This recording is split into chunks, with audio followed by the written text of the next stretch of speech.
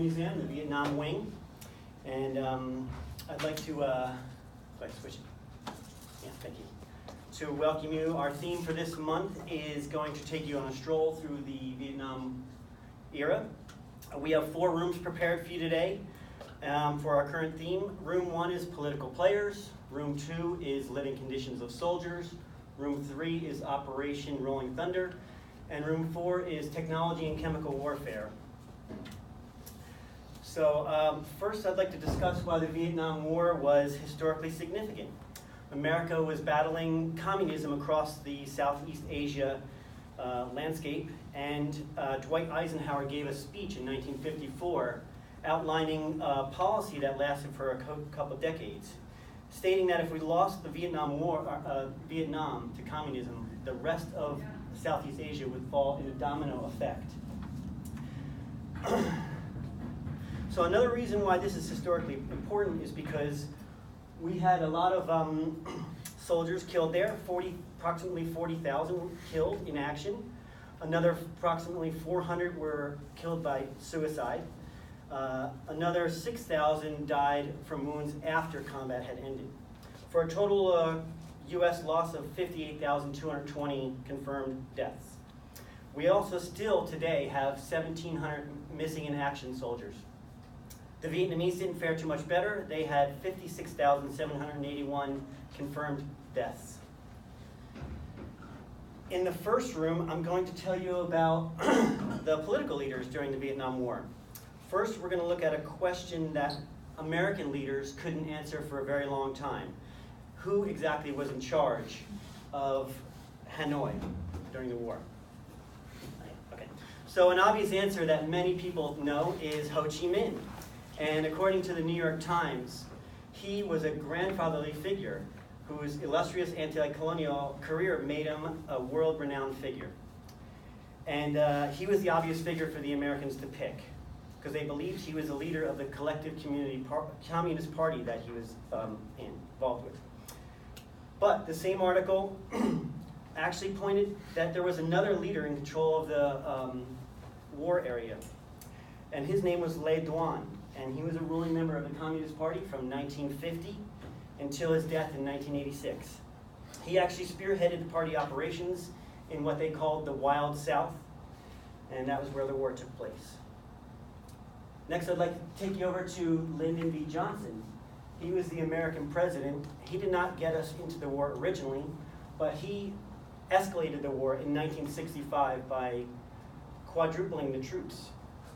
According to David Barrett, who wrote for the Academy of Political Science, Johnson had 6 advisors that were against the escalation of the war, which opposed the myth that only one person in his cabinet opposed the war.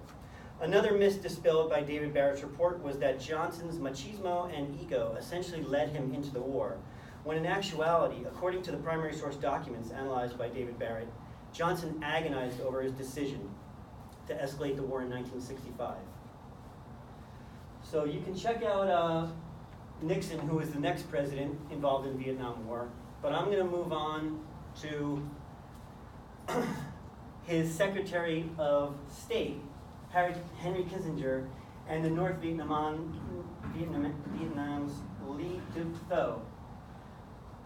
These two brokered a peace deal between the two nations. And according to the Los Angeles Times, they also won a joint Nobel Peace Prize for their efforts. They had many different secret meetings going on in Paris that nobody knew about. And eventually, they brought the war to an end on January 27, 1973. So next, I'd like to have you move on to room 2 for living conditions. So for this black and white picture, the space measures about 5 by 10 with 2 stacked bunk beds.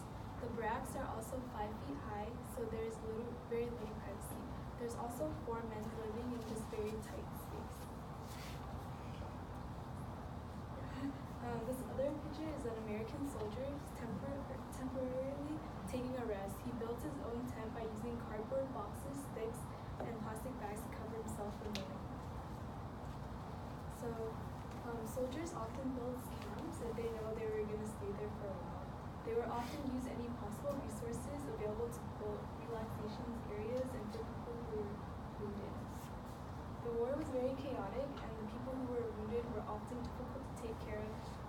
but they had really little resources, and the living conditions were very unsanitary.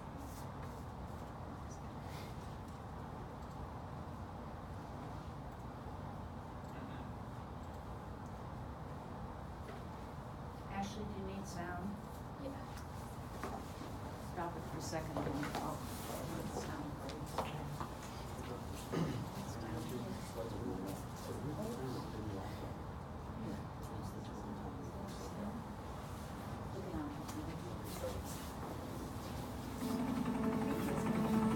It's not like the movies where you go out in the field and then that evening you're back in the base camp. We would go out 30, 35, 40 days at a time. We would go on a search and destroy mission every single day. Most of our daytime hours were spent in a bamboo thicket, trying to stay out of the heat, stay out of anybody's visibility. And at night we would go out and ambush some of the trails that lead out into the jungle. But 99% of the time, nobody ever came along. We spent hours after hours laying in ambush, getting eaten alive by mosquitoes, waiting for something to happen. So this was one of their main challenges because the jungle is something we couldn't adapt to because they were constantly having to deal with the new environment.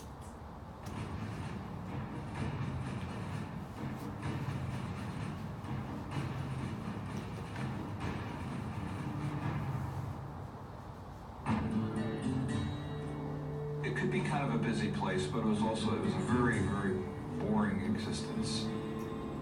You know, we played a lot of touch football, played cards, played our guitars and sang, just trying to keep busy.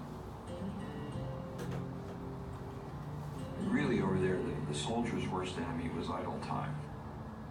Sitting around doing nothing, because it's just an opportunity to get lazy, get in trouble. Boredom was one of our biggest enemies, because every day was the same thing. No action, no action.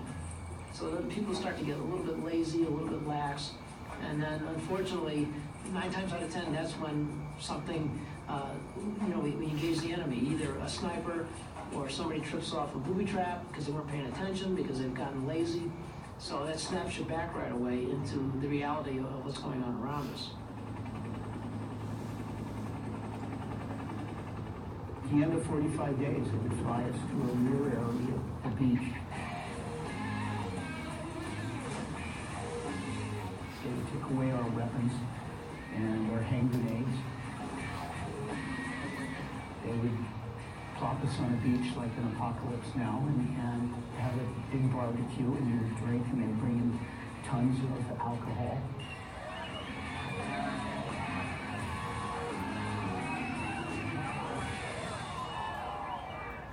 After 2 days, they would pour you back in a helicopter, give you your weapons back, and fly you out to an area for another operation, which would last 30 days.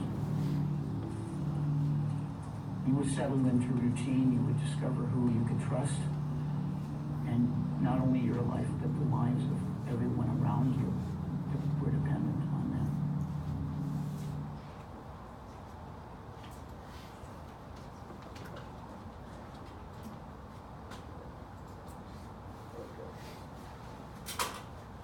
And for the next room that we're transitioning to, it's about Operation Rolling Thunder.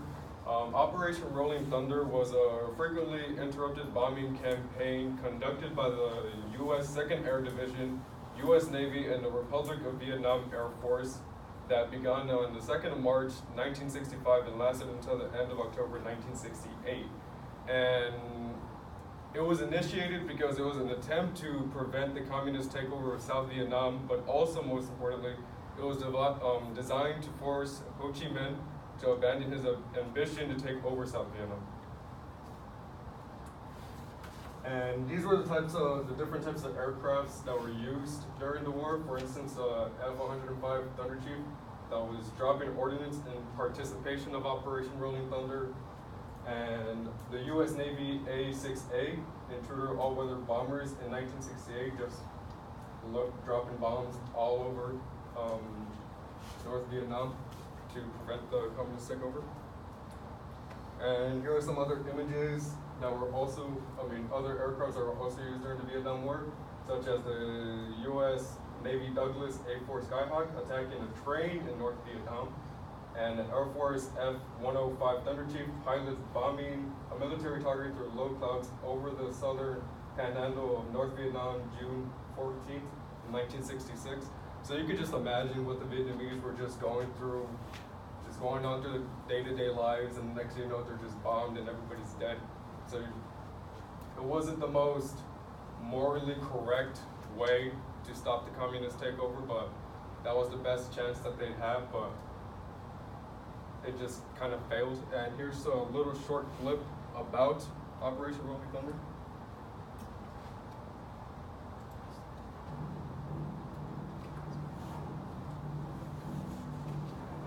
Official U.S. Navy films show our jet fighter bombers plastering North Vietnam communication and boat repair facilities. Bridges, bypasses, and storage areas were also blasted by Skyhawk and Phantom jets from the aircraft carrier Kitty Hawk. Peking claimed the raid's boat blatantly intruded into Chinese airspace. Our pilots hit only military targets. Air Force jets struck close to Hanoi once again, and the ground war moved to within 10 miles of the North Vietnam border.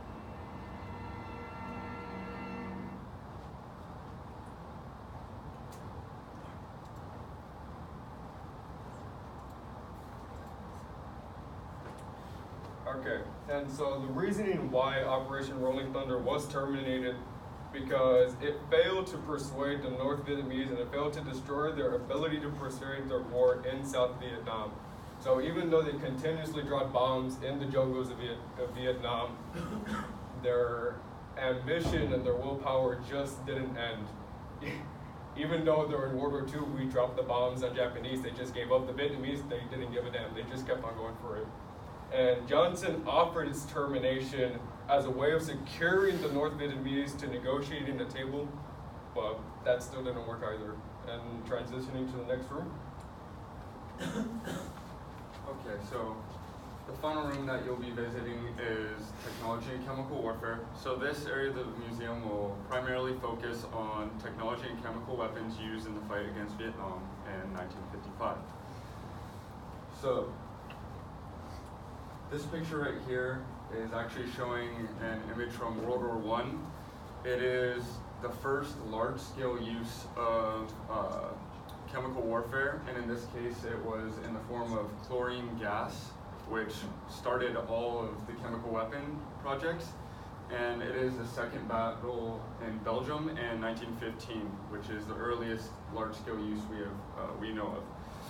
And because of this, other chemical weapons would come to power, such as mustard gas, tear gas, sarin vapor, cyanides, pepper gas, and a much worse chemical weapon that I will be discussing. Next slide. Okay, and this chemical weapon is known as Agent Orange.